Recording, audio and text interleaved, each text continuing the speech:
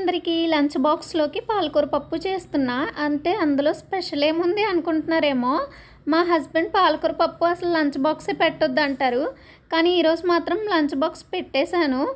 Evening వచ్చేటప్పుడు lunch box ఖాళీ అయ్యే వచ్చింది. నిజానికి ఫుల్గా ఆకలేస్తుంది. లంచ్ అవర్ వచ్చేసరికి ఎలాంటిది పెట్టినా తింటారు. ఇది వచ్చేసి అరటికాయ, క్యారెట్, ఆలు కుక్కర్లో వేసాను ఏంటి అనుకుంటున్నారా? టైం ఉండదు, అందుకనే అలా స్ట్రీమింగ్ పెట్టలేదు. సో కుక్కర్లోనే వేసేసాను, పనిలో పని అని చెప్పి. టేస్ట్కి ఏం డోకా ఉండదు, టేస్ట్గానే ఉంటుంది. అండ్ స్ట్రక్చర్లో కొంచెం తేడా వచ్చింది, ఎందుకంటే నేను కుక్కర్లో పెట్టి ఎన్ని విజిల్స్ వచ్చాయో లెక్క పెట్టకుండా నా పనిలో నేను ఉన్నాను. సో అవి కొన్ని ఎక్స్ట్రా విజిల్స్ అయిపోయినాయి. సో నో ప్రాబ్లం, బయటికి తీసాక అవి గట్టి పడిపోయినాయి. అండ్ టేస్ట్ అయితే మంచిగా ఉంది. అండ్ పాలకూరలో పెద్దగా టేస్ట్ ఉండదు. అండ్ టమాటీ వేయకూడదు కాబట్టి చింతపండు వేసుకోండి, బాగుంటుంది. కర్రీ లాస్ట్లో చూసే